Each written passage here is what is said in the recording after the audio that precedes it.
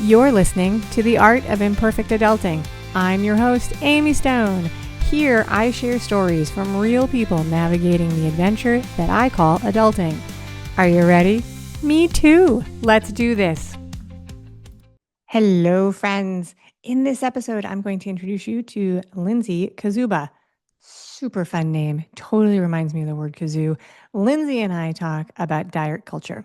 We talk about numbers on the scale and how the birth of her daughter and then daughters was a catalyst for her shifting how she thought about food, nutrition, weight, and wellness. You are going to love this. So let's get right into it. Lindsey Kaszuba, welcome to the Art of Imperfect Adulting. I'm happy you're here. Are you ready for a fun chat today? I am so excited to chat with you. Yay! All right, we start with this. Share with me and the audience what part of the world you call home. I am in New York City, right in downtown Manhattan. Me and my three kids. I love that. I grew up in New York City. So Did you? I did. I grew up on Okay. the Upper West Side. And when I went back in my 20s with kids, I immediately called my father and was like, how? Did you do Did you raise me and my brother in the city? It's a unique experience, but I love it there. All right, very good. Next warm-up question. What is one way that you like to honor or recognize things that are deserving of recognition or celebration? Yeah, I take a lot of time for self-reflection. It's just kind of built into like my DNA, I think. And so my favorite new activity is laying in we live in an apartment building. We have a sauna in our building. So my new favorite thing is laying in the sauna and just thinking about my day, the things that have gone well. It's kind of like my self-reflection moment. And it's amazing. And then anything that's like really worth celebrating, we celebrate with our three kids. Like our anniversary is coming up and we call it our family's birthday. And so I'm getting a cake and we're going to sing happy birthday to our family. So we try to involve the kids as much as possible too. I love that. Happy birthday to the family. So is it like a hot sauna or is it a UV sauna? It's a hot sauna. Oh, I'm like, It's a hot sauna. hats off to you. I have like a 20-second limit in that Oh, sauna, and I've then I'm gotten just up like, to like oh my 20 minutes. I'm like, good. It's the God. best like toxic release. No, everybody says that. Everybody says that, which is why like I will definitely try it. I get in, and I'm like, "Ugh, okay, I'd God. rather sauna than cold plunge, to be honest. Yeah, I don't do that either. I will swim in cold water, but the idea of an intentional, and I've done for like I am a hobbyist runner my whole life. So after really, really big workouts, I'll do an ice bath, right? But Yeah, that yeah. like, that has a not an intentional, I don't know. Yes, I It's love it for different. other people. I do. I It's do. If it's different. your thing, I totally get it. All right. Ice baths, not actually the topic of the day.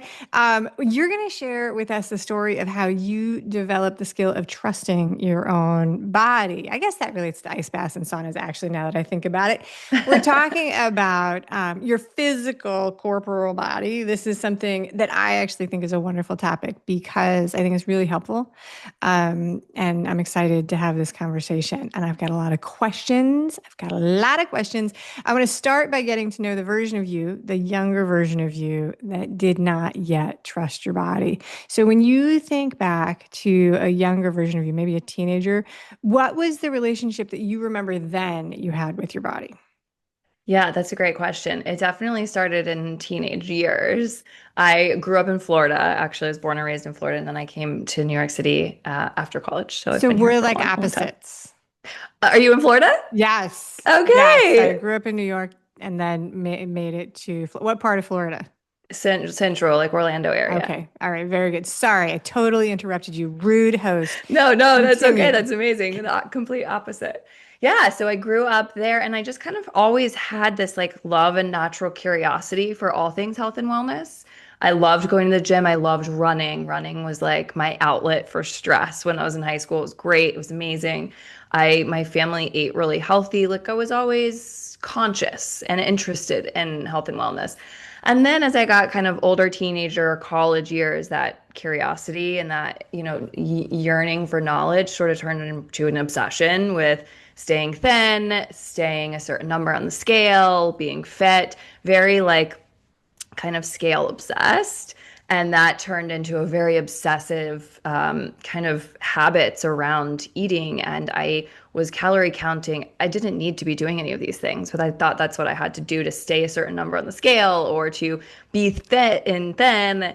And so I was, okay, we have to be in a calorie deficit. I have to do really hard workouts. I have to do strength training. I have to do cardio. Like, all of the shoulds and the shouldn'ts and all of the kind of subconscious rules that really all of our generations have been taught up to this point. And so I just like consumed those as my own of like, okay, this is what I have to do. And then and I went through my whole, late teenage years and 20s doing this and kind of would, have moments of time where I would go out a lot and eat a lot and be like, oh, I have to lose weight. And it'd be, let's lose 5 pounds. So it was always kind of there in front of me and it was very exhausting. Yeah, let's talk a And little bit more so, about that before we jump into the yeah. change, because this is definitely, so I agree with you. It's a messaging that everybody probably has gotten from the beginning of time in different ways. It's tricky because since it is so omnipresent and it's always around, you don't notice what you're picking up as these ideas and these concepts are appearing around you and that you're picking them up as your own. So you come from a family that you say was healthy and active and ate good food. What values and messaging do you remember from your family when you were young? Like, so tell us more about what life was like at home. Was there like food cooked in your kitchen? Was there messaging around fast food? Was there messaging around like the value of being thin? Any of those things that came from your family? Yeah, yeah. So kind of a little bit of all those things. My grandmother was raised on a farm in the Midwest. And so she was very like she cooked all the time. We had Sunday dinner over at her house. Like she was always cooking. So that was kind of instilled in my mom. So like my Okay. mom constantly, we had mostly home cooked meals. All of our breakfasts were like pretty well rounded. There was always a focus on we needed to have our fruits and our vegetables and our proteins, and maybe not said in that way, but it was always a pretty nourishing meals, kind of cooked home style, like Southern style. And so there was always, great food on the table, and there was never kind of this conversation specifically around food that this was like good or bad. We had Okay. fast food, but we didn't, it was like a treat. We didn't have it often. We, would go to McDonald's and be excited to get our little Happy Meals with like the little Beanie Baby toys. Yes. But that was like a very rare occasion. My mom would like freeze the hamburgers. We would just go get the toys. That So is the like it whole was thing. That is the yeah, whole thing it's with the really the habit. It's toy. As a, really like the a toy. 6-year-old kid, you're like, I just want the toy. I don't care about the French fries. So, it was there, that was always there. That said, my mom has always had a weight complex. Like she has Okay. always kind of had, I think, what is maybe body dysmorphia. Like she looks in the mirror and sees something totally different than everyone else does. And I remember her, looking in the mirror when I was young, just being like, "Oh my God, I'm so fat," and like pinching Okay. a little roll that. And she was never overweight. It was just, I'm not fit enough. I have a little extra belly fat, like all of these things. And so, like, and obviously I didn't realize it at the time, but that was definitely like seeping into my subconscious of just like, okay, got it. Like, need to be Yeah. thin. No, Like yeah, need to be thin to show up in that's the the world as I need to be showing up to be like worthy. And so, what took me many, many, many, many years to discover that. And I think there was a lot of other things too. Just magazines at the time, like yeah. social media wasn't a thing when I was growing up. So like that didn't exist. The yeah, that's a different topic. But that's the But next magazines, I question. was Yeah. very in. Do you remember who you were looking at in media and pop culture, like around like what is beauty and what is body size? Do you remember who any of your like sort of fan things as a teenager from magazine or stuff like that? What were some of the people who were iconic and emblematic of, who you admired as a kid? Yeah, I mean I've always been obsessed with fashion and so I've followed Vogue for a very long time. Kate Moss, Kate Moss. which Okay. like in the 80s and Yeah. 90s was, not a healthy Kate Moss. And then I loved like I was in the era of like pop stars like Britney Spears and Britney Christina Spears. Aguilera Yeah. and Yeah. that was my phase of life. And so them, really, like that was Yeah. kind of the standard of beauty at the time. And then it was just, the people that I had in school and what they were dressing like and what they were eating, what they were talking about. And obviously that kind of shifted more towards weight as we kind of went further in high school, senior year, and then into college, certainly. Yeah. So you said that did not actually have a need that you can see now to do the calorie counting and the obsession that you were doing. Are you a person that was engaging in calorie restriction, and do you remember or going on a diet, to use the Oh, yeah. the lingo? Do you remember like kind of how old you were the first time you were like, all right, the tool that I need to do here is to make myself smaller by controlling my food intake? I think the diets really started in college. Okay. Running was kind of my thing in high school. I was like, okay, let's go for an extra run. Like, I ate too many chips last night. Like, let's run more. But that still was kind of like feeling good for me then. And then really like it was college where I College. started experimenting with diets and cleanses and detoxes and intermittent fasting. And I definitely calorie counted. I mean, at one point I was trying to eat like 1,000 calories, which now I'm like, I was literally malnourishing myself. And there was just Yeah. all these things. I remember once, and this was even later in my 20s when I lived in New York, I did a juice cleanse for 2 weeks. And I messed up my stomach so bad. Like I had like burned holes in my stomach essentially because of all of the acid and I was not getting real nutrients. Like I was juicing just fruit And for that's not to weeks. say like there are people, somebody, you do not need to, people who are listening, there are ways to get balanced nutrition through a liquid diet. So people do not need to write in and Oh, be like, oh, you 100%. did I it was not wrong. doing it in the right way. So yeah, right. So that's and I think that and also a nod to the people who hear the thing about 1,000 calories, that was in the 80s and before, that was a very mainstream respected strategy. And so that was the idea. And that's why these things can become, and I'm not educated or in a position to be the expert on this, but that's why these things are so hard to detect in the messaging that we're telling ourselves. We use the word subconscious, which really is just to talk about, right? Like we're not aware of the role that these ideas are playing in our mind. Even if you have a terrible relationship with the adults in your family when you're a kid, that is your example of what it Yeah. is to be a human being. And Yeah. so when we see them do things that it's just normal, we don't know anything else. That's what we take into our minds. And I would love to say there's this huge thing. We live in an amazing time about breaking generational impacts and all of these things. I would love to say that people are getting a different message growing up today. I hope they are. Things have shifted. But at the same time, celebrities are still beautiful human beings.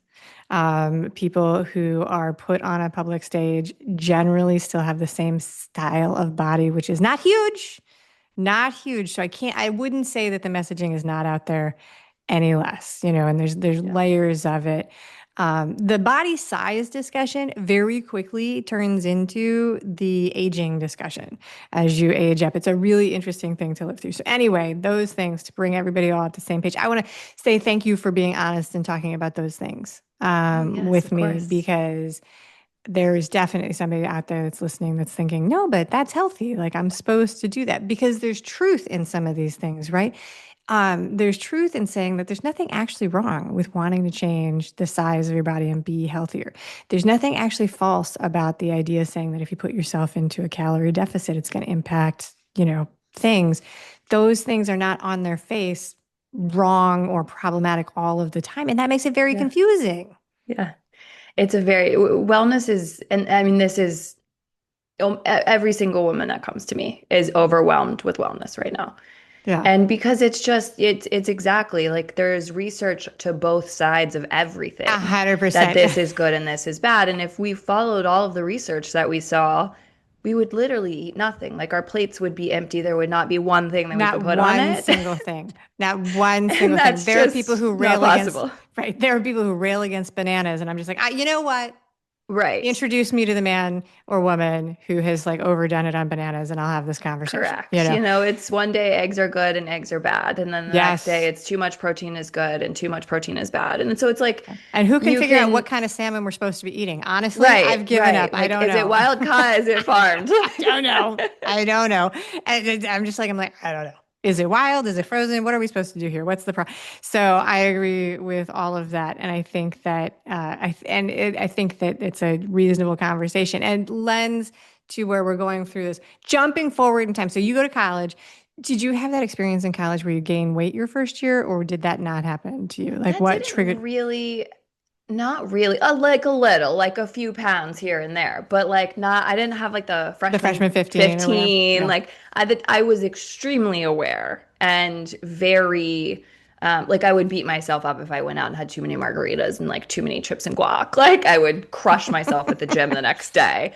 And that is most definitely not the right way of doing it, but I was extremely aware of gaining weight and was like, this cannot happen to me.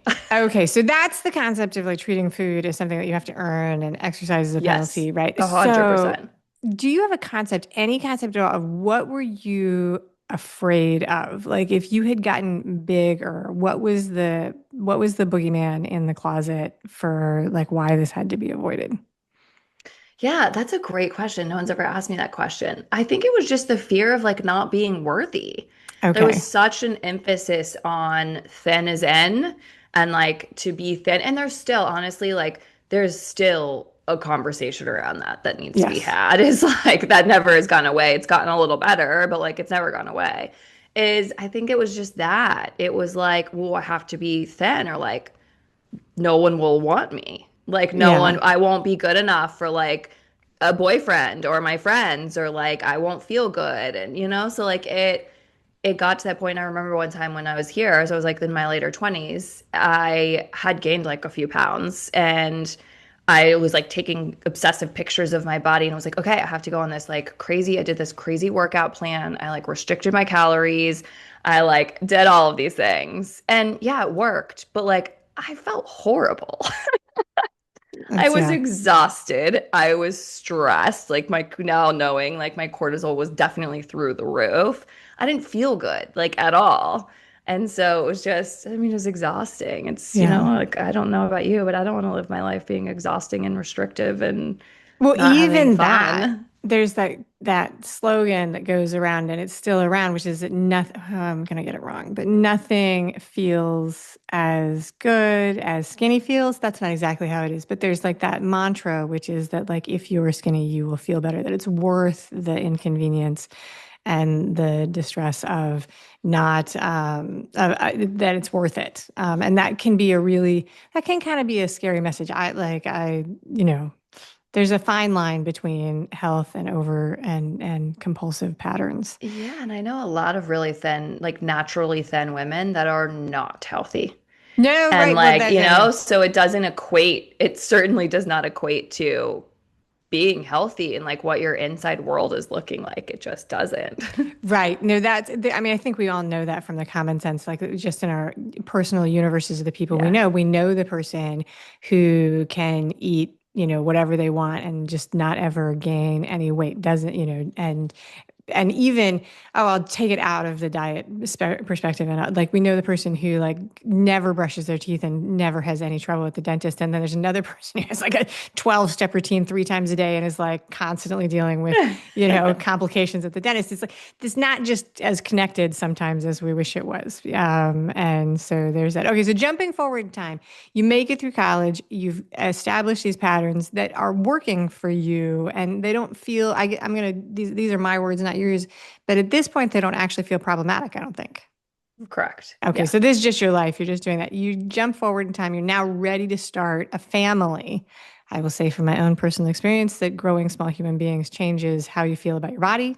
Sure does. It's a very strange experience from start to finish. But how did you feel about your body during pregnancy? Yeah, that's a great question. So I have three girls actually, and the each experience was extremely different. So with my first, I was very much still. So I had her when I was 32, And so I guess I got pregnant. I was 31. Yeah. And that was the first time in my life I was like, I can't control my body. Like it is, no matter what I do, something new is growing every day. Yes. Like something was weird, something hurts, something is bigger. Like, and that was really hard. Like that was really, really hard to know that like there was nothing really I could do. Like I Not could a keep eating single thing. healthy and I could keep kind of, working out and doing the things that I want her to eventually do. And so I did all the things. I, ate what I wanted to. I was not like overeating. I was not restricting. So it was really the first time in my life, the last 10, 15 years that I was not restricting food. I was eating what I wanted. I didn't have any weird cravings. So I just kind of ate my meals and my snacks and moved on with my life. And I kept working out. And then I got to, and I was already before I had her very nervous about losing the baby weight because I lose the baby weight. And, something subconscious, talk about subconscious patterns is I was always relatively small. And so everyone had always told me, you're going to be such a cute, tiny little pregnant person. Like, you're going to be so adorable. You're going to lose the weight so fast. And, like, I mean, my whole life, people have told me that. And especially when I was pregnant. And that was not the case. I I gained was just 40 pounds and was not tiny. Like I felt so bloated and like yeah. overwhelmed by my body every day. And I was like, my jaw dropped to the floor because I was like, this is not what people told me would happen. Yeah. And it was the first time where I was like, okay, this was starting to be the disconnect between what people say and what actually happens. And so I was like, okay, that's not what happened. I did not lose the weight quickly. It took me a whole year to Which feel it just normal. does. Like it just Your does. body has just Yeah. created organs and a Yes. human. I Like know. it's wild. It's It takes wild. 9 months to put on the weight and a year to take it off. But Yes, 100%. it is not imaginary, the pressure to lose the weight. Oh, no, It yeah. is like I mean, it is in your face. Like there is actual judgment of people in your life, like how fast, what are you doing? How are you doing it? Get back to your clothes Yeah, there's is a like a three real month thing. grace period until people start being mean. And you're like, Yeah. excuse me. Yeah. It's just Yeah. it's pretty wild, actually. It's pretty wild. But I remember I was sitting on the hospital bed and I was in the middle of giving birth naturally without an epidural, which was not in the plan. I very much wanted an epidural, and that's just not how it worked out. And I am looking down and I'm like, I just pushed this baby out of my body with not 1 ounce of pain medication. And I mean, it took me a while. Like, I'm sort of still in shock over it. It's almost 7 years later. And I was just like, whoa. And it was kind of the first moment where I was like, starting to understand. It was the very beginning of the journey of starting to understand that my body was extremely capable of, I didn't do anything. I couldn't control anything. This baby was coming out and like my body was pushing it. So it was like, it was kind of the very beginning of the story for me of the journey Yeah. to this new direction of like really understanding that your body is so capable of surviving and thriving, to be honest, if you understand what it needs. And, it still took me a little while to get fully to that place, but that was kind of the beginning where I was like, oh, I've definitely been taking my body for granted. Like, kind of not been treating it great. Yeah, I think there's a couple things that come to mind. I mean, first of all, definitely your daughter made a dramatic entrance, and she did not read the birth plan that you had written, to say the As I least. left the hospital and I was like, I had a birth plan. I wrote it down. No, but yeah, This was not it. and so that leads me to the idea that you had a self concept that you were in control of this, and your identity seems to have been, connected to the amount of space that your body took up in the world. The physical size of your body was connected to how you were defining yourself and the value that you were able to bring, right, to the world. So a complicated that's a lot of pressure to put on your There's a body. lot of little things in there. Yeah. Yeah. And then something goes radically against the plan, but it still works out, which becomes a transformative experience about your mindset, because you were like, this is not the way I thought it was going to go. And you know what? it all worked because this is, because it did. And it doesn't always it doesn't always work out that way. So let's say that. But you are lucky that everybody's healthy. Traumatic delivery, surprise, surprise, ouchie, ouchie, but everything worked out okay. Let's talk a little. You talk about that as the beginning of this transformation. Thinking back, okay, so it's an overwhelming experience. It's an natural child overwhelming experience. Oof, it sure is. And but how was it really like in that moment that you were like, wow, I didn't know my body would be able to do this without me bossing it around, or what? Talk more about like that day and how this little kernel of an idea began to form. Yeah, that's a great way of putting it. That it was just the kernel at that point. Like it was kind of like, oh, my body could just do this. Like I didn't have to do anything. And then it took some time really to kind of, it took honestly a couple months for me to I remember I was standing on my bathroom scale. The baby's like next to me in her little like bouncer, baby Bjorn. And I'm looking at her and I'm like, that was kind of where I started to realize I had been putting so much pressure on weight and Yeah. the number on the scale and being really restrictive. And I was very much in that like lose the baby weight mindset.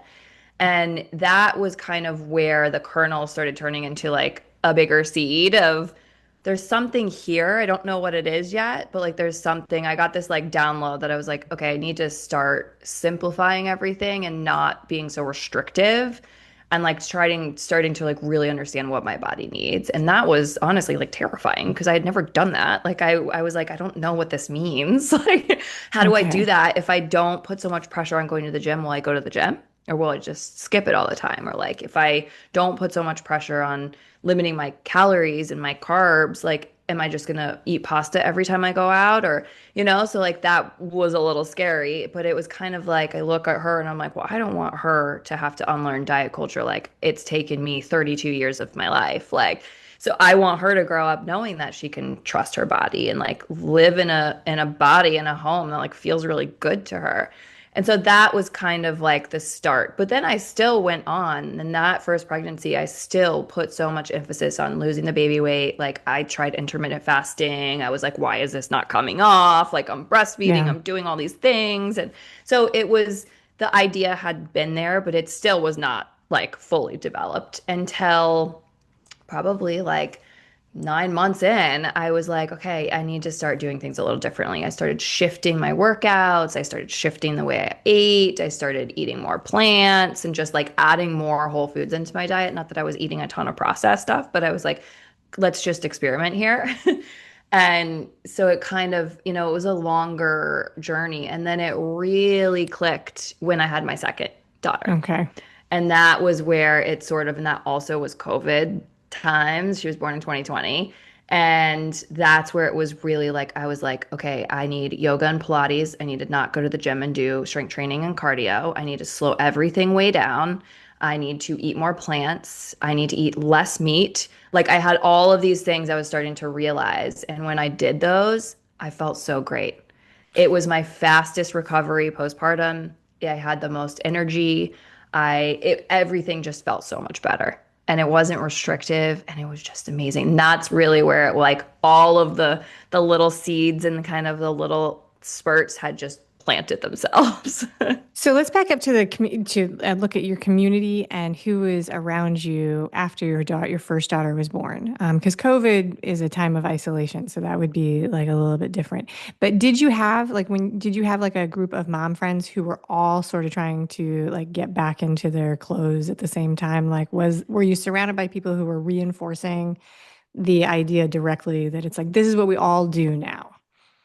Not really. We were kind of one of the early ones to have kids out of our friend group. So it Okay. was kind of more like I want to get back in shape so I can go hang out with my friends Who are not moms. So it's like who are not moms yet. they didn't gain 40 pounds. And so I Correct. gotta, Yeah. okay, I want to We be had with like you. one or two friends that had babies. And then like I did have some people around me that had babies at the same time. And we were just, I don't know, there was never like a conversation around weight. Felt like it was more like an internal pressure that I Okay. was kind of putting on myself. And there was never really like I don't know. There wasn't like direct conversations about it. All right, very cool, very good. All right, so this kernel begins to grow, and you shared with us some of the things that you were doing. You were changing the intentional foods you were eating. You shifted the type of workout you were doing, but those are all as a result of this mindset shift. Which let's talk about what kind of shifts you made. It sounds like you say that you made a shift that you were in a curiosity phase. You were experimenting with what worked and then sort of the it's intuition and trusting your body. Were you aware of this at this time that you were listening to what felt good to you, or talk more about what was the shift you were making? Yeah, the shift kind of there was definitely no like, oh, I'm gonna be intuitive and like Okay. just listen to my body. It just kind of was like a natural thing that had from the where I had gone from to where I was. I was like, I feel like I need something, but it's not like what these people are telling me. And so it was kind of more like, okay, let's just feel what I need. And I've always been pretty trial and error. And I don't know if you're into human design, but like that's some of my profile lines is I'm very trial and error. So like I've always naturally gravitated towards trying a bunch of things and seeing what sticks and feels good. And so that's kind of what I was doing. It was like an experimental phase where I was like, okay, I've always done cardio and like run for my cardio. I've always done strength training. I've done like, berries classes and spinning, even though I never really liked spinning. I hated it. The leaderboard, like, no, thank you. But I always did it because I was like, that's what I thought I had to do. And then this kind of phase of life, I was like, you know what? I've been hearing about this Pilates thing. Like, let me try this. And so I didn't even go to a class. I did go to classes, but I did a lot of it just on my mat at home. Yeah. And I scaled back from working out 45 minutes to an hour at the gym to like 15, 20 minutes on my mat. And once I was doing that really consistently, it like changed the way that I felt completely. It started allowing me to feel my body more. It started allowing me to slow down, which helped my cortisol levels, my stress. Yeah. It really allowed me to start saying, oh, like slowing down actually feels really good for me right now in this phase of life. Like, let's keep going. And I still to this day, that's what I do for my workout. I've started adding back in strength training in a couple days, but Pilates yoga is like my jam. That's my sweet spot. I started meditating every day because I was like, I think I need to like get all of these other thoughts out and like listen to myself. That was honestly like the game changer because I think now, and this is something I talk about all the time now, is we need a quiet to hear what our body is saying. And we are in a very noisy world. And like Yeah. just, the whole conversation we've had already is like all of the information and the noise. And then you factor in social media on top of that, it's a lot. And so if we don't create a space around ourselves, we can't hear like what we need.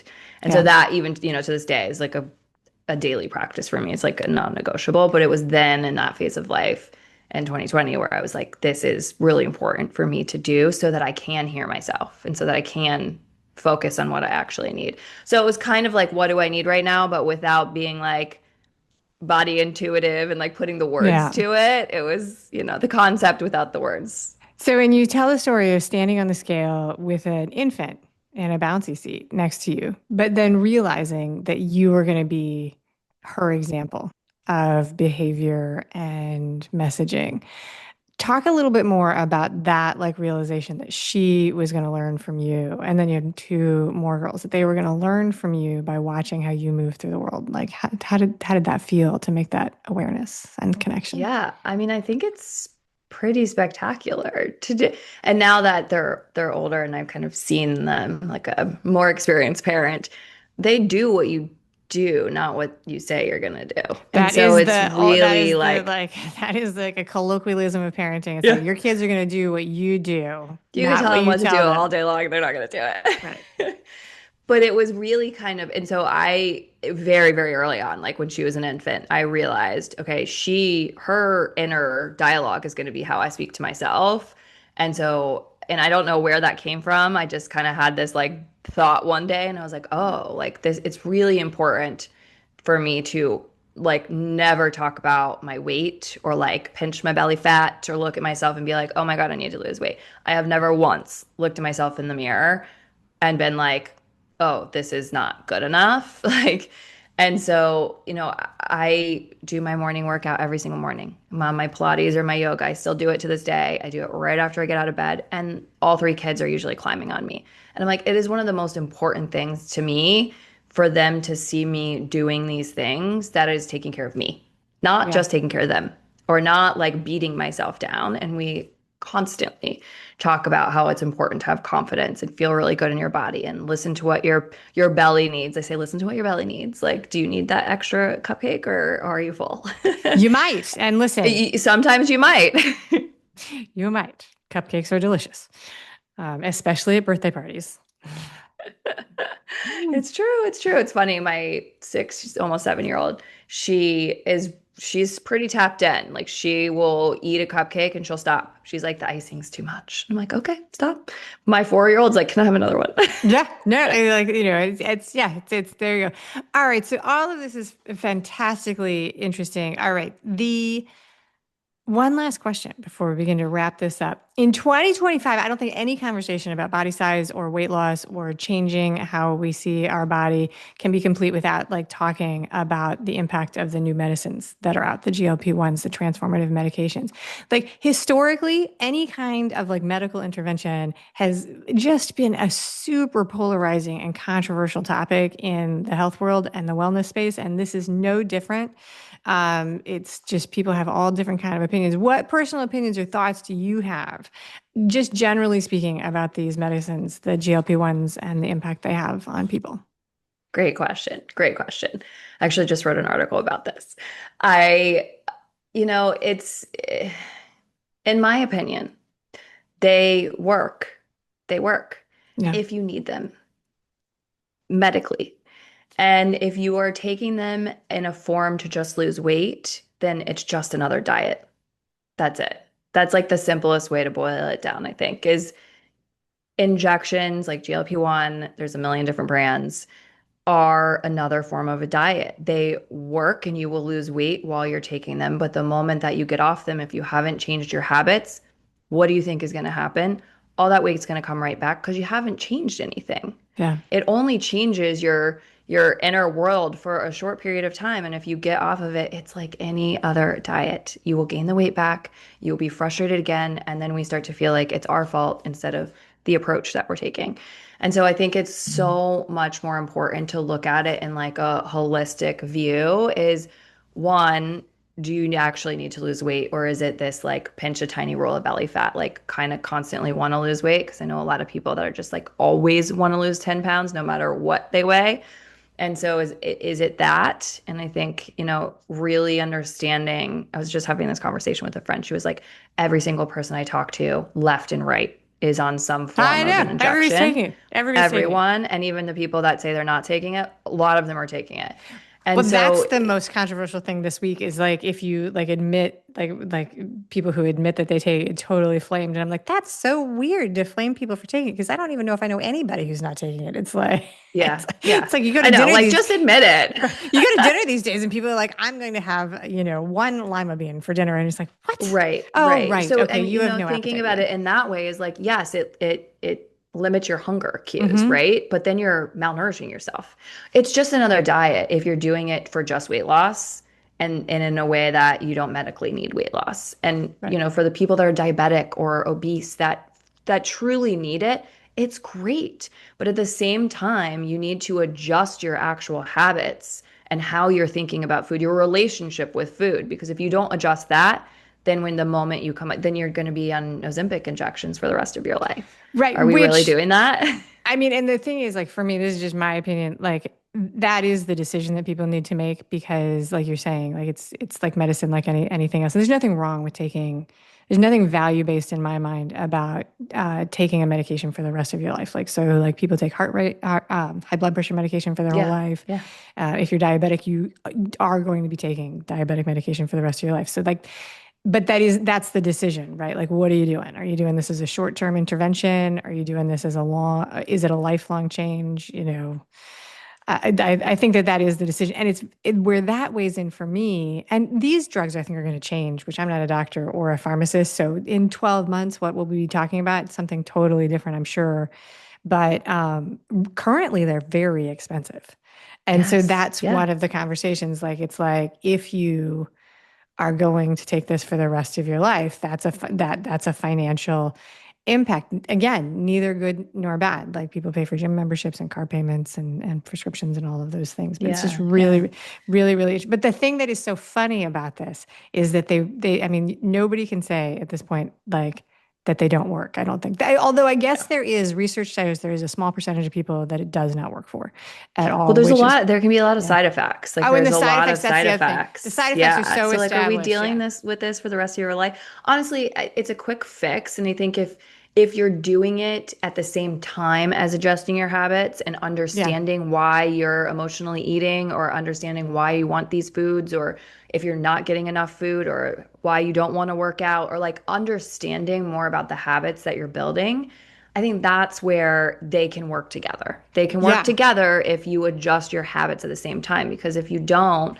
and you're just doing it for a quick fix, like it's just going to come back. And everyone knows when you get off a diet, you usually gain more weight because your body's like, help, like we've been starving this whole time. Now it's time to eat. And so it just kind of works in the opposite direction that you want it to if you're not doing it in the right way. One of the things that I found so interesting these last couple of years while people are taking them is how this is this weird thing where mass culture and this group of people reporting, who are going in and taking all of these medicines, are impacting, like, really research. So the whole idea that, because it removes the called food noise for people who have been thinking about it. It sounds like you had a chatter track in your mind that was like, this is the right way for me to be fit. This is the right way for me to be thin. Food noise is this idea that people who are, there's constantly thinking about food, and these drugs make that go away. And what has been interesting for me as an outsider is that the medical industry complex had like been like just denying that for like the last 100 years. And then all of a sudden there's this medicine that comes out and it makes it disappear. And now we're acknowledging, it's like, oh my gosh, that is a thing. Maybe we should help these people and meet Yeah. them where they actually are. And it's been Yeah. interesting as an outsider to watch, because it really has transformed the discussion in so many ways about the actual challenges that people have in doing this, and making it stick in another way. Yeah, yeah, I know. I think it's an interesting conversation, but I think at the end of the day, it's a Band-Aid, and if you're not fixing the I don't know, scratch underneath, Yeah. then it just is gonna kind of grow and get worse. And it's just, I think that really starts with trying to understand what you need. And Yeah. in order to do that, we have to kind of create this like pocket of silence around ourselves so that we can hear. Because a lot of time our body just speaks to us in whispers. And like I have this conversation constantly with my clients is the idea of like constantly thinking about food, constantly overwhelmed with calories, constantly needing to, I have a lot of clients that are in menopause or like post-menopause, and they're like, I cannot lose this extra 10 pounds that I gained during menopause. Like, what do I do? And it's funny working with women that are postmenopause, they're very stuck in doing things a certain way. And when you can shift it, I have this client I've been working with for a couple of months, and at first she was like, Lindsey, I have no clue what my body needs. I have no clue what habits give me energy and which do not. I have no idea. And I was like, okay, I got a process for this. Like, come along with me. Let's do it. And the first month, she was so frustrated. She was like, Yeah. it's not working. It's not working. I'm like, girlfriend, it's been 30 days. Like, we are unwinding years of conditioning here, and it's been 30 days. I promise, just stick with it. So we ditched the scale. I was like, no more scale. It's just stressing you out. You're doing it too much every single day. Is not, we don't need to do that. And yesterday she gave me an update, and she was like, I'm starting, it's been 2 months now. And she was like, I'm starting to feel a shift. I know what foods and what beverages I'm consuming that like give me energy and which ones don't, and which ones give me bloating and gas. And I'm like, incredible. Because when we can start like understanding little things like that, we can start to say, oh, well, having this grilled chicken and broccoli for lunch is not making me gassy. But if I have this hamburger and french fries, I feel really gassy and I'm exhausted. So I can't go to my 3 p.m. meeting because I feel like I need a nap or another coffee. And Yeah. it's like when you start shifting those things, your whole world kind of opens up and it starts shifting the inner narrative and you start seeing more. You have more Yeah. awareness over the things that you're doing. And I think that conversation needs, and honestly, I think that's the biggest problem with the wellness industry right now is there's this always this conversation of I can sell you something that's going to fix your problem right now. But the problem is we're not actually teaching people how to create a system that works for them because it's not Right. one size fits all. And No, if we don't know how exactly. to adapt it to ourselves and our lifestyle, like it's not going to work.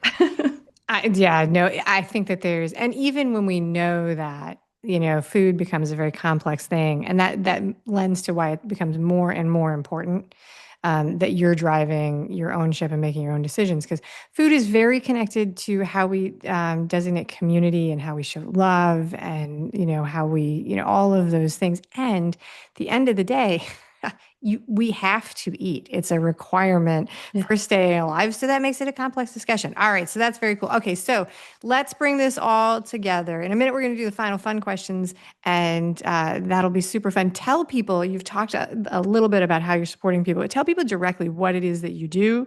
Just throw out like a website or how you want people to connect with you after they hear and watch this episode. And then I've got an offer from you for the audience. So let's do that. Amazing. Yes, I would love to connect more with your audience.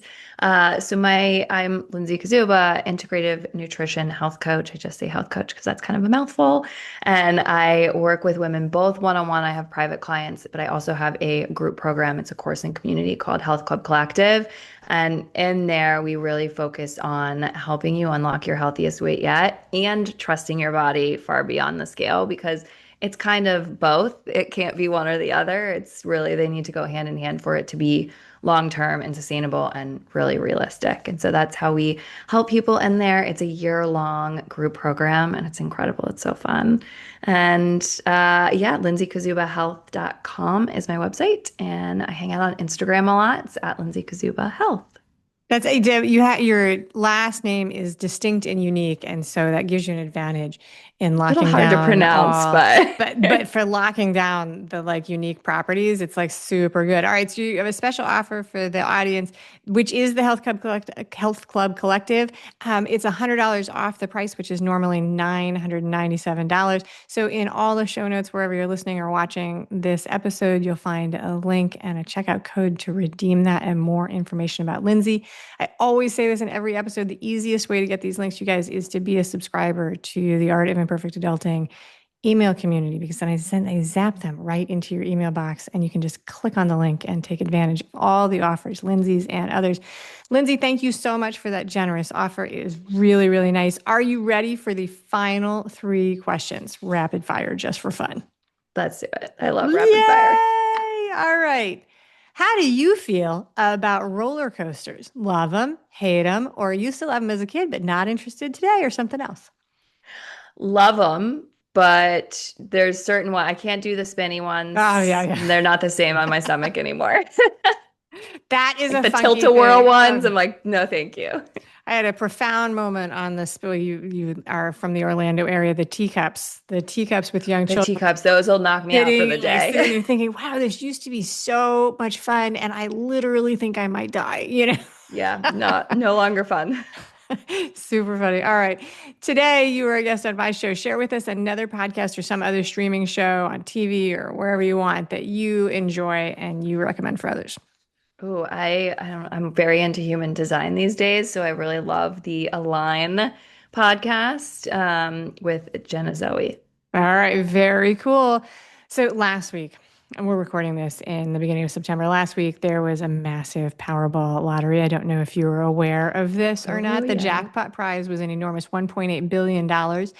It was a fun conversation to be having. If you won just even $1 billion, what is the first thing that you would buy? The only rule is it has to be for you. It has to be for yourself. Oh, amazing. That's really funny because my husband and I had this conversation. I think everybody had it. I think what Everyone had extra. Like, we have to be prepared. exactly. Honestly, he was like, I'd put $1 million into Lindsey Kaszuba Health. And I was like, yeah, I think I would too. I would hire a marketing expert to help me run Lindsey Kaszuba Health because honestly, I'm so passionate about helping women find their healthiest weight because it just everything in your world feels better when you feel good in your body. And it's so important for our kids and our family and everyone around us can like feel the impact of you taking care of yourself and prioritizing yourself. And I think it's so important for not only ourselves, but like also our kids and, future generations. All That's how I put it right. into my business. You'd invest in your business, and that is a fantastic answer. All right, that is it. Lindsey Kaszuba, thank you so much for being a wonderful guest Thank today on the show. you. Thank you for listening today. I hope that you enjoy the show. And before I go, I want to encourage you to become a bigger part of the conversation. Obviously, subscribe wherever you're listening to the show. Listen to more episodes. That'd be great. Obvi again, please write a review and tell your friends about the show. That truly is a great help for getting the show in front of new people. Okay, but more fun for you yourself, head over to imperfectadulting.com and join the email community. You'll get some free stuff right away, and that way you'll begin to get the emails about the podcast. This includes the links for the special offers from the guests, and it's the only way to get that. Also, if you aren't in the mood to listen, I actually include an article directly in those emails. Whee! Now, if you love this and you crave more time with me, Amy, as a coach, a mentor, or just adultier adult, numero uno, check out The Village. If you have a story you want to share with the listeners, I'd love to hear from you. I have an open application. Just let me know you want it. And that's a wrap for today. Until next time, remember, the journey is the destination. Ralph Waldo Emerson said that, not me. Well, until just now, I did just say it. But what I want you to hear today is that if your adulting journey isn't going the way you expected, that may not mean that you're lost. It may just mean that you're on your way. This is Amy Stone, signing off.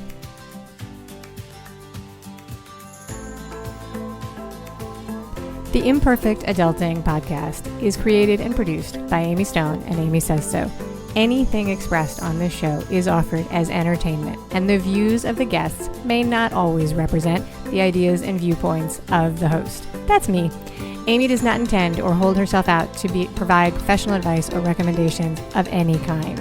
In the end, you and you alone need to make those kinds of decisions based on your personal and individual situation, needs, circumstances, and comfort level.